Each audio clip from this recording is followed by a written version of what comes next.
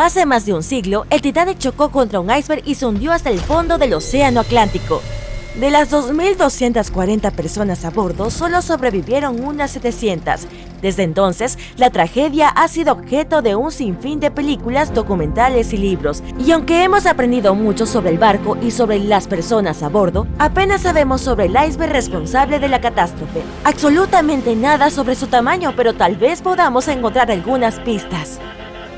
El Titanic fue construido por White Star Line como parte de su nueva flota de transatlánticos de pasajeros. En ese momento era el barco más grande jamás construido y estuvo a la altura de su nombre. El barco tenía 270 metros de largo, equivalente a 2 campos de fútbol y medio colocados de punta a punta, y 53 metros de alto, lo que equivale a cerca de 10 jirafas una encima de la otra. Solo desde la línea de flotación hasta la cubierta, la nave tenía 18 metros de altura, cerca de la altura de un edificio de 4 pisos. El Titanic era lo suficientemente grande como para tener cafés con terraza, un restaurante, una sala de lectura y escritura, un baño turco, un gimnasio y canchas de squash. Incluso había espacio para una piscina. El transatlántico podría transportar un total de 3.300 personas, incluidos 2.435 pasajeros y 900 tripulantes. Aunque el lujo era importante, la seguridad era primordial. El Titanic había sido diseñado para tener 16 compartimientos estancos debajo de su cubierta. Si el casco se viera comprometido de alguna manera en un accidente, hasta 4 de estos compartimientos podrían llenarse de agua, mientras que los 12 restantes mantendrían la nave a flote. Philip Franklin, vicepresidente de White Star Line, afirmó que esto era lo que hacía que el barco fuera verdaderamente extraordinario. Se cree que el hombre dijo: "No hay peligro de que el Titanic se hunda, el barco es insumergible y los pasajeros no sufrirán más que molestias". Estaba muy equivocado. El Titanic partió de Inglaterra para su primer y último viaje el 10 de abril de 1912 y se necesitó un solo iceberg para hundir este poderoso barco. Los icebergs son fascinantes. Se forman durante un proceso llamado desprendimiento, cuando grandes trozos de hielo se desprenden de los glaciales y flotan hacia aguas abiertas. Al final se derriten y desaparecen. En el hemisferio norte, la mayoría de estos icebergs provienen de Groenlandia, en el sur de la Antártida. Lo que ves encima del agua es solo una pequeña porción de un iceberg, es solo la punta. La mayor parte, hasta el 90%, está oculta bajo el agua. Solo cuando examinas las imágenes completas puedes realmente apreciar cuán enormes son los icebergs.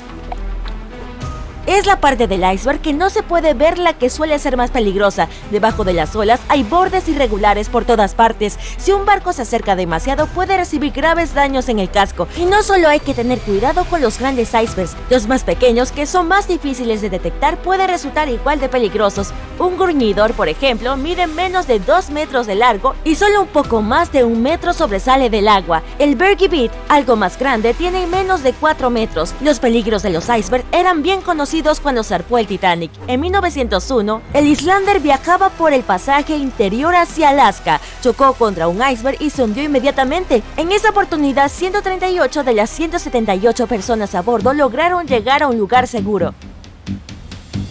En ese entonces no había ningún equipo especial para detectar icebergs. La mejor herramienta eran los ojos. Desde un punto de vista especial sobre el barco llamado el Nido del Cuervo, 2 miembros de la tripulación tenían que mirar hacia el océano y estar atentos a posibles peligros. El Nido del Cuervo estaba ubicado en la parte delantera del barco, a 15 metros sobre la cubierta. Estaba unido al mástil. Desde esta altura, una persona tenía una buena vista del océano. Si veían algo sospechoso, podían tocar una gran campana para hacer sonar la alarma. Posteriormente comenzó a utilizarse un teléfono especial para avisar de cualquier peligro.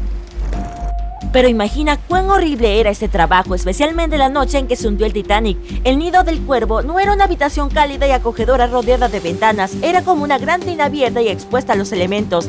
El 14 de abril de 1912, la temperatura del aire era de alrededor de 4 grados centígrados, que es cercana al punto de congelación. Con el barco moviéndose a unos 23 nudos, más de 42 kilómetros por hora, los marineros deben haber sentido ese aire gélido presionando contra cualquier parte de la piel expuesta. Lo único bueno del trabajo era que el turno solo duraba 2 horas. Frederick Flick fue el marinero que vio el iceberg que hundió el Titanic. Él estaba arriba en el Nido del Cuervo trabajando con Reginald Lee en ese momento. Flick siguió el rastro del lado izquierdo de la nave mientras Lee observaba el derecho. Eran las 10 de la noche cuando los dos hombres comenzaron su turno. Ya habían sido advertidos sobre la posibilidad de que hubiera hielo, pero cuando tienes frío y está oscuro, puede parecer una tarea imposible. Peor aún, los dos hombres ni siquiera tenían binoculares para facilitar su trabajo. Flick insistiría más tarde en que tener binoculares habría evitado la tragedia. Cuando quedaban unos 20 minutos de su turno, los marineros notaron el iceberg. Flick tocó la campana una vez, dos veces y otra vez. Luego llamó al puente para informar a la tripulación. Al principio la llamada pareció llegar justo a tiempo. Los motores del barco dieron marcha atrás y el enorme transatlántico logró girar, pero no lo suficiente como para evitar la colisión. El hielo cayó sobre la cubierta del barco. El iceberg atravesó el casco y el agua lo inundó. 2 horas y 40 minutos después, el Titanic se había ido. Y aquí tenemos la pista número 1. El iceberg era lo suficientemente grande como para ser visto a simple vista en la oscuridad de la noche sin binoculares. También era tan alto como para que cayeran pedazos de hielo sobre la cubierta del barco.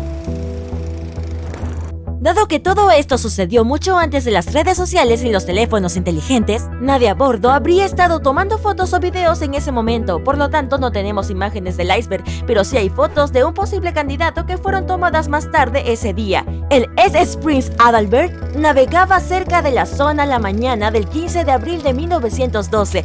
El mayordomo del barco aún no se había enterado de lo que le había sucedido al Titanic, pero cuando vio un iceberg flotando se vio obligado a fotografiarlo. ¿Por qué? Había una línea de pintura roja en la parte inferior del iceberg, lo que indicaba que probablemente había chocado con un barco en las 12 horas anteriores. Se tomó una segunda foto desde un barco llamado Minya, que fue enviado al área para buscar restos de la colisión. El capitán de Carteret dijo que entre los restos solo había visto un iceberg. También notó una raya de pintura roja en él. A partir de las fotos y los relatos de los testigos, los informes de los periódicos estimaron que el iceberg tenía entre 15 y 30 metros de alto y entre 60 y 120 metros de largo. Esa es la pista número 2. El iceberg que chocó contra el Titanic probablemente comenzó su viaje por el océano desde la costa de Groenlandia, pasando por la bahía de Baffin hasta el estrecho de Davis. Desde aquí debió deslizarse por el mar del Labrador y finalmente llegar al Atlántico. Y eso en sí mismo es bastante impresionante. Los glaciares de Groenlandia forman entre 15.000 y 30.000 icebergs cada año. Algunos pequeños, otros más grandes. De estos, solo el 1% llega al Atlántico. Los otros simplemente se derriten en el camino.